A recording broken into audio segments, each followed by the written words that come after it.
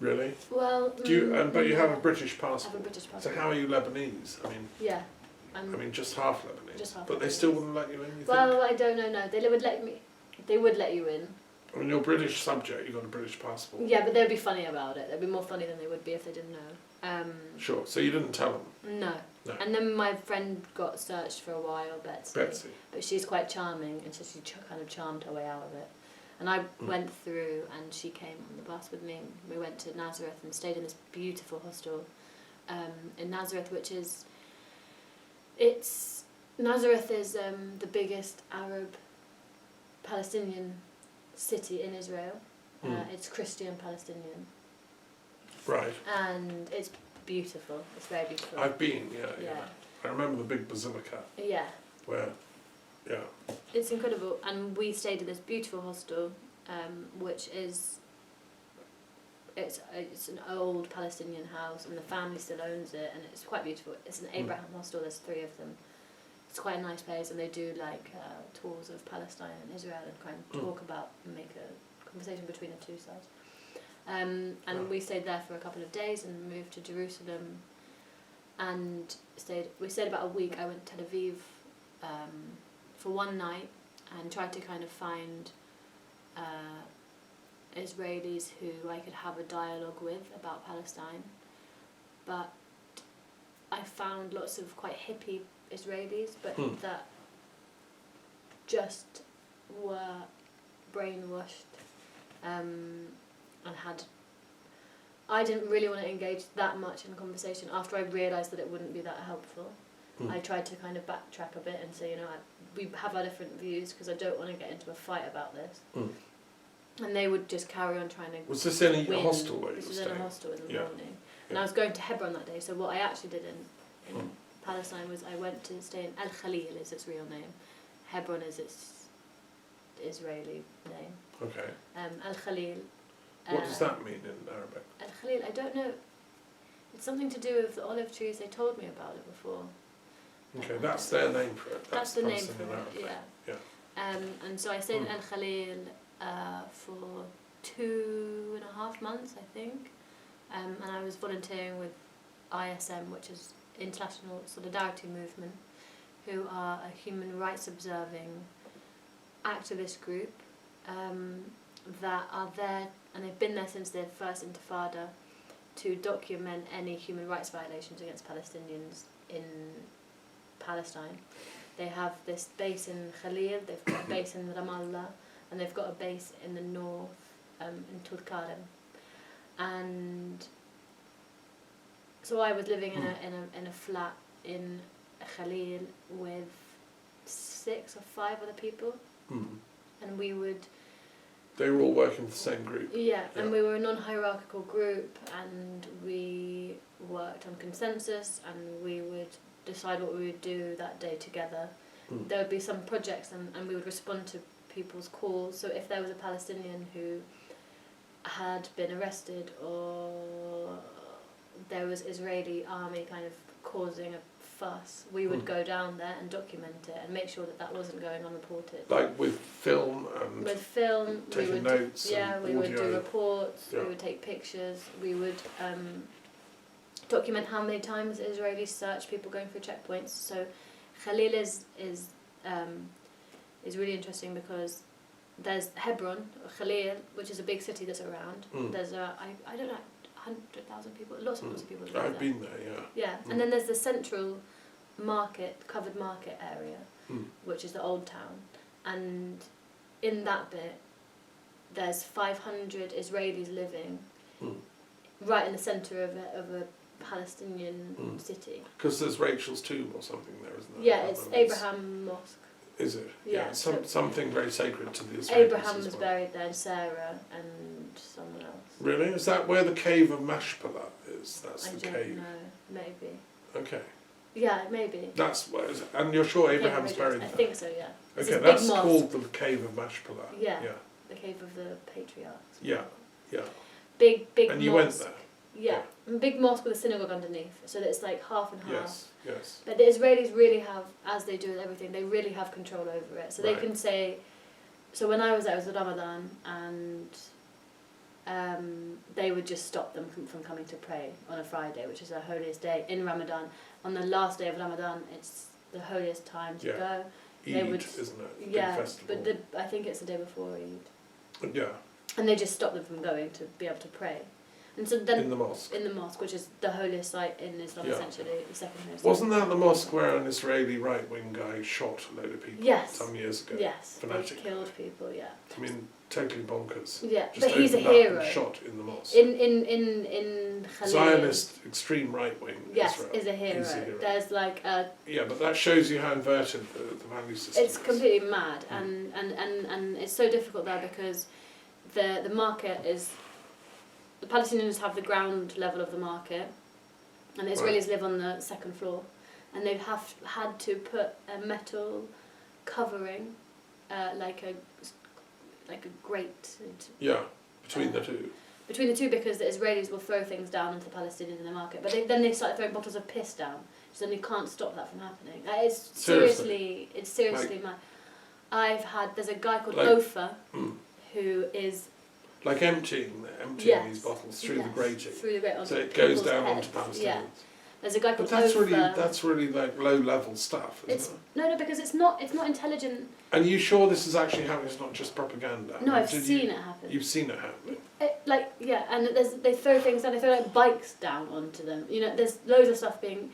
It's not a joke, and there's this guy called Ofer, so when you start with ISM, you get a book about all of the information that you need to know for staying in Calais for however long. Yeah. And it gives you a list of known settlers that will be violent. There's a man called Ofer, which I don't know if anyone saw, but there's a video on YouTube of a Palestinian who's injured on the floor, and someone comes along and just shoots him in the head. An Israeli soldier comes and shoots him in the head. He's injured on the floor. There's an ambulance that's going to come and help him, and instead of getting him help, they shoot him in the head. He's not... And kill him. He's lying, in the head, dead. Now, that video, in it is this guy Ofer, and Ofer's killed Palestinians before, lots of them, I think, or a few of them. And he's one of the 500 settlers. He's one of the 500 settlers. Right. Or he lives but in he's not in the Kiryat army. No, but he would have been in the army, and he has an ambulance. He owns an ambulance that he uses for his kind of militia thing. I don't really know. And he has also a golf buggy that he's kind of chased me on, and he's said that everyone's going to rape me, that I'm like the prostitute of the Palestinians. So you actually met him? Yeah. He shouted at you and all that? But you didn't have a chat with him like we're doing? Well, I was walking with my friend, who's an activist, a long-time activist in Hebron. We were walking along, and he was just showing me Kiryat Arba, which is the Israeli settlement that's on the outside of Calais. And we were walking along and just chatting about life and talking about this settlement. And it was the first time I was really given a tour of the outside of Hebron. And he just came along, this man on his Ofer, huge, scary, on a golf buggy, and he managed to get in between me and my friend, and kind of cornered me, and I tried to carry on walking, and I saw an Israeli soldier at the end, and I was like, can you help me, because I'm quite terrified, and I was shouting at him, please help, and this man, who was a similar age to me, didn't do anything. Ofer? No, the soldier chap, yeah. The soldier... Just looked ashamed, I think, but he couldn't stand up for me because Ofer has more... The army in these places are slaves of the settlers. Yeah. If the settlers kick up a fuss, they have to do something. You know, they completely are... Yeah, but it's wrong, isn't it? Because under international law, these settlements are not legal. In a disputed status, and yet they're using the power of gun and bullying. So what did he do? He sort of threatened you, or he threatened me. Was that when he came out with all the prostitutes? Yeah, he said all that stuff. But he hadn't met you before, right? No, but he would have known who I am. Okay, because they do their own intelligence on who the ISM workers are. And it's a real strange game of backwards and forwards, cat and mouse. But he was very rude to you anyway. Incredibly rude and scary, and my friend was quite scared because he could have hurt him. He was Palestinian. Yeah. He sort of melted away a bit. He sort of went to the background a bit. He came up, but he tried, and actually, there's nothing you can do there because the Israelis can be armed. I would stand at. They're allowed to carry guns. Yeah. But the Palestinians aren't. No. To Shabbat on a Friday, I would stand and do Shabbat watches, which isn't a nice thing to do because it's a holy ceremony. I'd be standing on the corner and watching all of the young people going into the synagogue on a Friday. Right, in Hebron. In Hebron. Yeah. And because what they do is, on their way, they harass lots of Palestinians who also live in the same place. So I have to watch them to see what they're doing. And as they're walking through, they're carrying their guns because they are in the military and... They've got rights as settlers. Yeah, I've seen them walking to the Wailing Wall in Jerusalem. Yeah, they're with all, their guns. They're all wearing it's guns terrifying. around the streets of Jerusalem. Yeah, but going to a holy place. So what I can't understand is to preach religions are peaceful, and I can't understand why having a religion... That allows you to take... Do they take the guns into the synagogue itself? Yeah. Do you think they do the prayer service with the guns? I think so. I do find that odd, to put it mildly. Yeah, it's harrowing. It's a really... I mean, even, the most hardcore Muslim would probably leave the sword outside the mosque, I mean, I don't know, discuss, You see lots of videos of Bin Laden and co all with their guns, but I don't think when they pray... No, you would... No, I don't they'd put them away, wouldn't they? I mean... This is a completely different... It's completely insane, and just what's so difficult about it is that there's ISM, there's CPPT, and then there's a thing called TIF, and they are all human rights observers. No one really knows, no one in the world knows that they exist, but TIF is paid for by a coalition of countries that are professional human rights observers. Right. That have to be in Hebron all the time because of how many violations there are against them. CPPT is a Christian organisation, and ISM is a more kind of radical anarchist organisation that started in the Intifada, and no one knows about it in the world, which is really sad because people. I need to know about it. Yeah. And do they publish reports every year? Yeah. Do they document all cases? It's live. What's so nice about it is that it's Have live. they all got websites and stuff? Yeah, if you follow ISM, International Solidarity Movement, they Right. do live. What's so good about it, I think, is that they do, rather than this, they do reports, but they also do just every single incident that they see, they tweet it. Right. And they put it live on their websites and stuff, so within 24 hours or whatever what's going on. You do it in the moment, so that And you used to do that as well? Was that part of your job? Yeah. But what happened to me was I ended up staying in a peace camp for a month, living in a cave, and being... In Palestine? Yeah, in the South Hebron Hill, so just south of Hebron. Okay, so you left that job in the centre of Hebron and went to the peace camp? It was the same job. I was as ISM there, but there was a peace camp that was made as a coalition that we weren't involved in at the beginning, and then they asked us to come as international observers. Right. When everyone had kind of gone away. Lots of Israelis were there, and Jewish group from America. So it was a sort of intercultural Yeah, it was beautiful. melange, and they were all peace people. Yeah. And then they all left because it had been 2 months and the camp was a thing, but they had won the ground. Well, it was a protest. Who runs those parts of the South Hebron Hills? It's Palestinian land? It's the West Bank, yeah. But so it's there's no real, you're still in Israel. There's no Palestine. It's not real that there's a West Bank and a Gaza. You're allowed to run. You can have your own schools and blah blah. But at the drop of a hat, exactly. Yeah. I mean, that's what I was going to say earlier. You said Nazareth is in Israel. It's actually in Palestine, isn't it? No, Nazareth is not in the West Bank. Oh, it's in Israel proper. Yeah, it's the other side of the Jordan. Yeah. Okay. That's Sorry. No. No, it's Bethlehem that is in Palestine proper. Bethlehem. Yeah. And I got muddled up. That's where the tomb of Rachel is, I think, in Bethlehem. The one in Hebron is, like you say, Abraham and Sarah and the gang. Yeah. Even Jacob, I think, is there. Yeah, it's pretty important. Yeah. And did you go to any... was that it? Have you been the one time? I've been there one time. Yeah. I was, after being there, I went to the Palestinian refugee camps in Lebanon, Okay. which is where I worked the most. I'm going to ask about Lebanon next. That's my Yeah. next question. And I so. think Mm.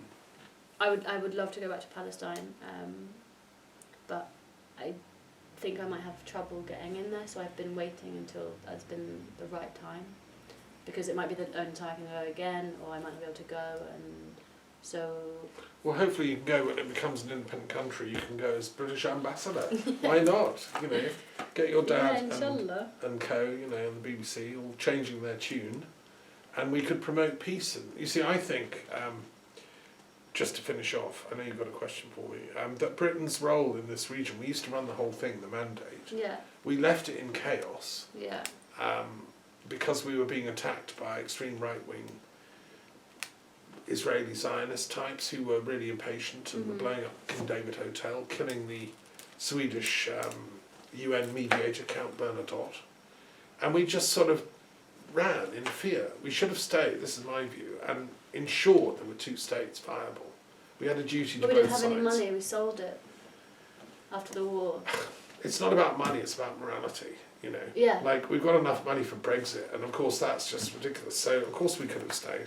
Yeah. And we should still somehow be trying to ensure that this two-state, you know, solution emerges. That's just my view. And the BBC should be campaigning daily. They should be interviewing people like you and Israeli peace activists. Yeah, which there's lots of. And getting the peace thinking going. Because if we're going to make two viable peace-loving states, you're the kind of people that should be on Newsnight, you know, being interviewed, and Jeremy Paxman or whoever's replaced him should be interviewing you and the Israeli guys, you know. Yeah. Well, and the Palestinian. Yeah, and the BBC isn't doing that. It's outrageous. I mean, I love the BBC, but just all the management should go, and the policies should utterly change, and it should be transparent.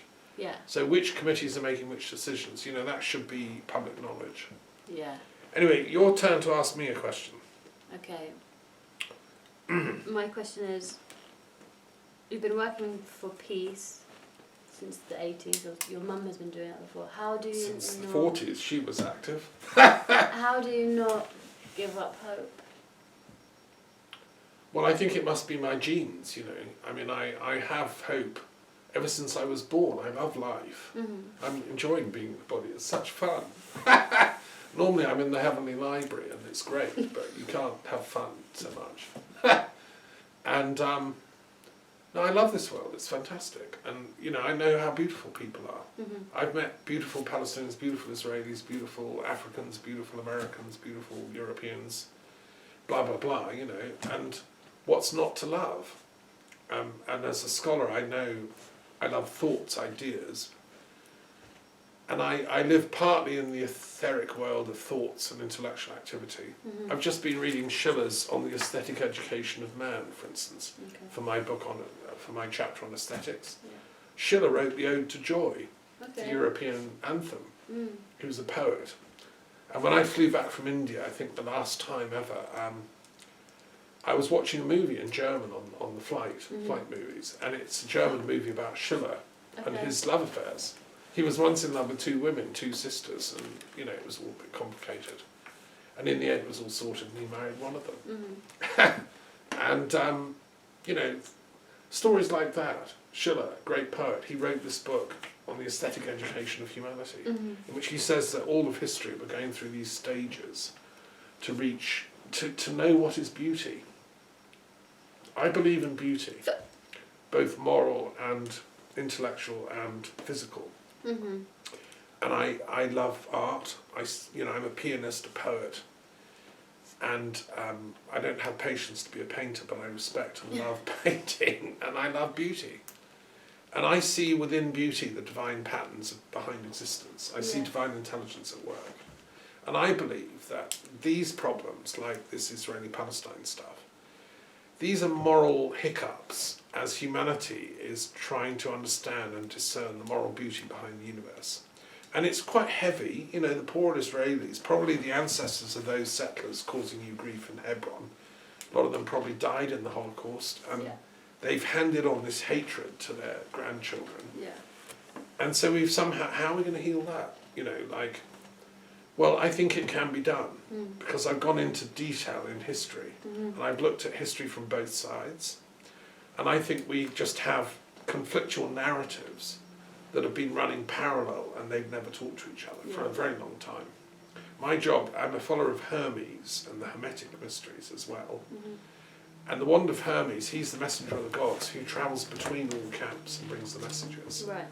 And I think if we follow the path of Hermes, weaving between rival camps, be it Israel-Palestine, be it Catholics, Protestants in Ireland, be it in Burma, you know, the different factions, the Buddhists and the Muslim groups, and you know, etc.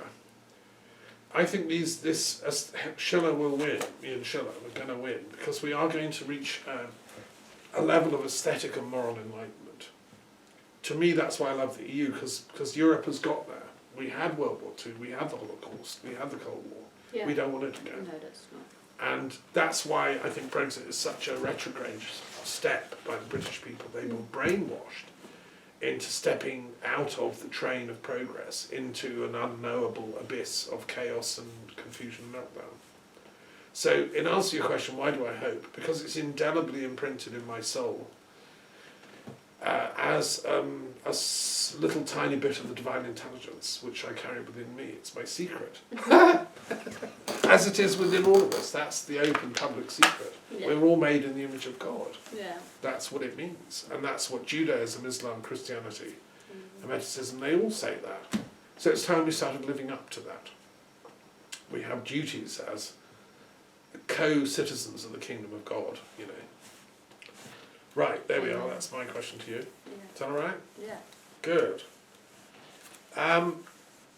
Right, now.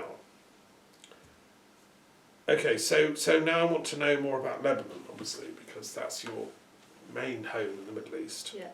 And so tell us about your trips to Lebanon, what you think of it. How's it different to Jordan and Palestine? Lebanon is... So when I was a kid, I went for Like the first holidays? 8 years, yeah, every year I think, and I didn't feel that connected to it because all we would do is just drive around to different family members, say hi, eat some food, drink some tea, move on. And I just felt like there was not really, I was very young and I didn't really understand what was going on. I had some cousins who are also, they're Swedish and we would meet there, and they're Swedish Lebanese, so, and they, yeah, we don't have that much of a connection to country when we were young. And then I remember going when I was 15 with my mum after not going for a few years, and I was reading 1984 there, and I was quite just learning about the world, and it was just before the 2006 war, so it was a very strange atmosphere. Hariri had just been assassinated, Right. and it was a very odd feeling, really quiet, and I'd go to a pool and I'd read 1984, and I felt like that I started to understand a bit more of the country, and in a personal way, rather than being shuttled around, I was walking around on my own and kind of trying to understand what was going on there, because it felt odd and no one really said, well, we didn't know there would be a war, but there was a strange atmosphere. You felt it coming somehow, rumbling in the distance. Definitely. Was this when Israel invaded the south of Lebanon? Yeah. Is that one? Yeah. And were you there at the time? Or? We'd left a month before it started, but we were there just before the war. And then I didn't go again until I was... When did I go? In the second year of university. I went to volunteer in the refugee camps. Right. I don't have that much family. I have my uncle and my granddad, who's now dead, living in Beirut, and Beirut just seemed something that I didn't really want to stay there and be part of. It's a really big city and quite mad. So I went and volunteered in the south in a refugee camp called Burj Shamali, which is There's many big refugee camps in Was Lebanon. it's a Palestinian refugee camp? Palestinian refugee camp. It's again 25,000 people in a square kilometre. So it's incredibly overpopulated. And I was young, and it was this very nice organisation called LEAP, who had been working there for 10 years. Every summer they come, and they have a summer education programme, because in Lebanon, if you're a Palestinian refugee, you have to pass the Lebanese exams when you're 16, the brevet, to get into university. And those exams are in French or English. Oh, blimey. So if you're a Palestinian refugee speaking Arabic, you have to speak French or you have to English. get up your language skills. Or you just become a builder. To get to university? Yes. To get to actually liberate yourself. You can't do it in Arabic? No, you can't do it in Arabic. That's extraordinary, isn't it? Yeah. So then that's why this is a necessary thing, because the schools provided by the UN are horrific. Not very good quality. Not good quality. Not a good way of teaching kids. Really old fashioned. Using Arabic. In Arabic, they would have some English and French lessons, but no one there speaks perfect English and French. They're have grown up. The teachers themselves are not able to deliver. It's not. So were you teaching in these camps? So we taught for 3 months in the summer. I taught English and I taught theatre studies, like drama. Right. Not theatre studies, drama, just playing.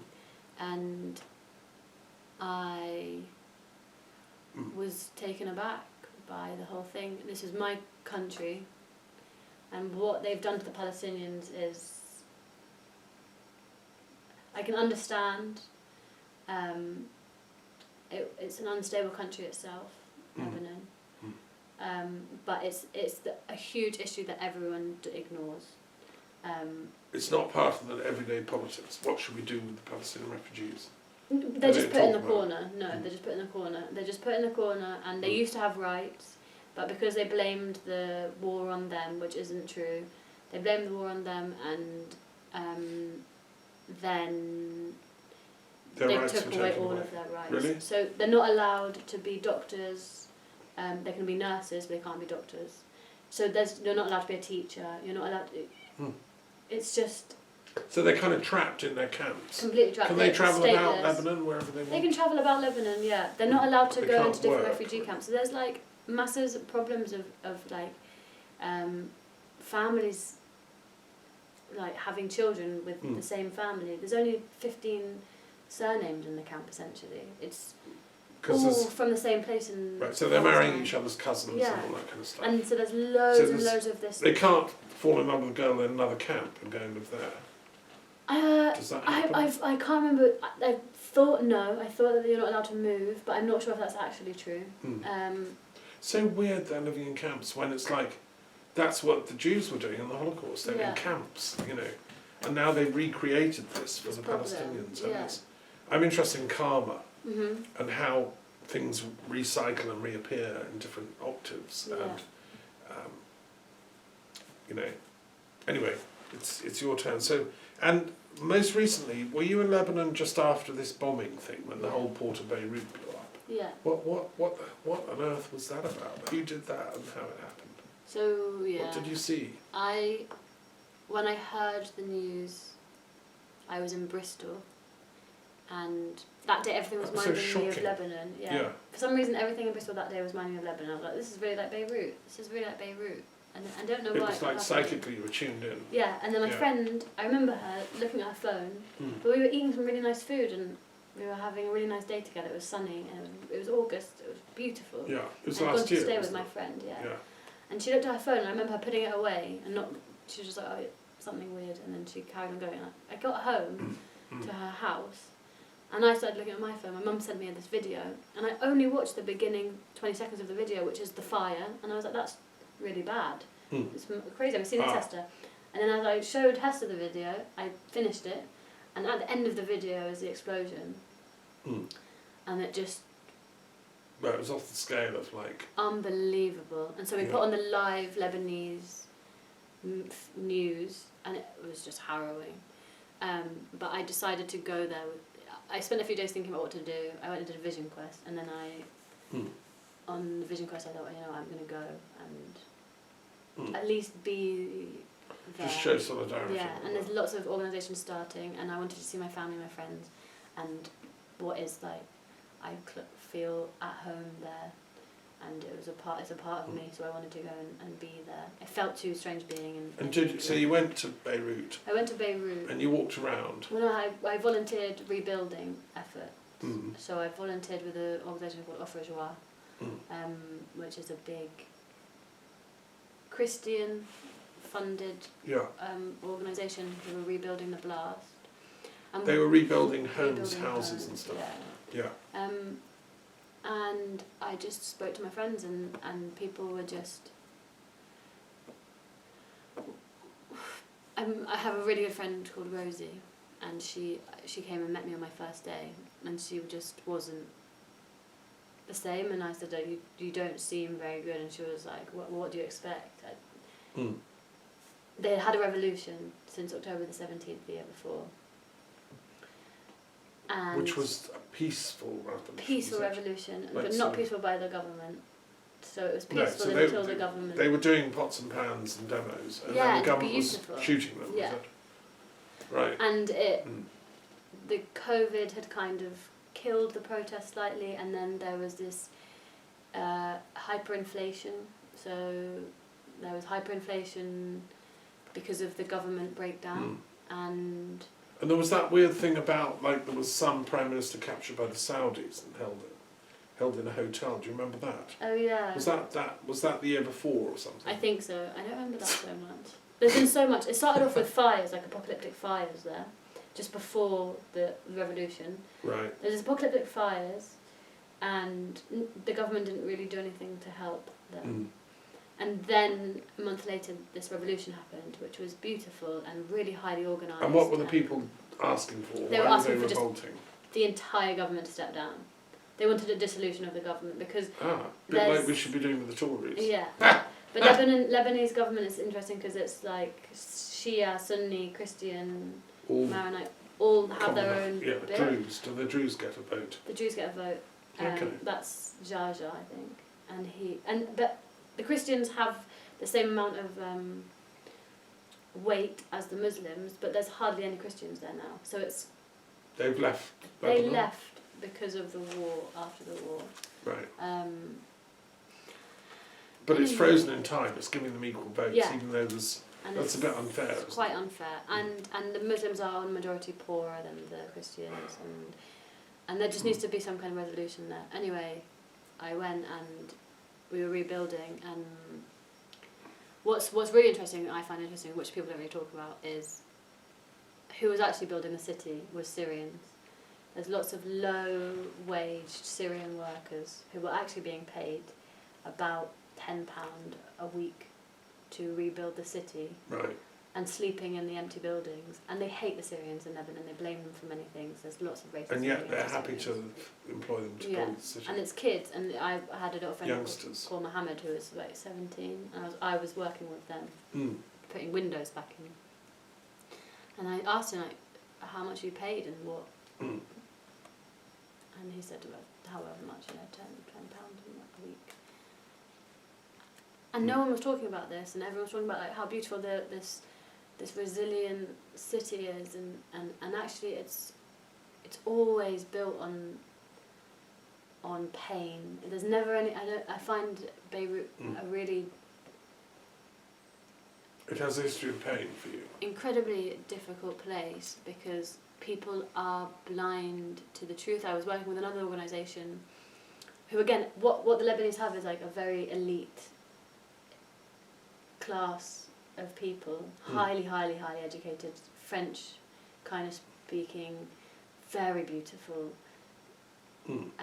And Christian and Christian. Muslim, yeah, both, but mainly Christian. And I don't want to add to the problem, but there needs to be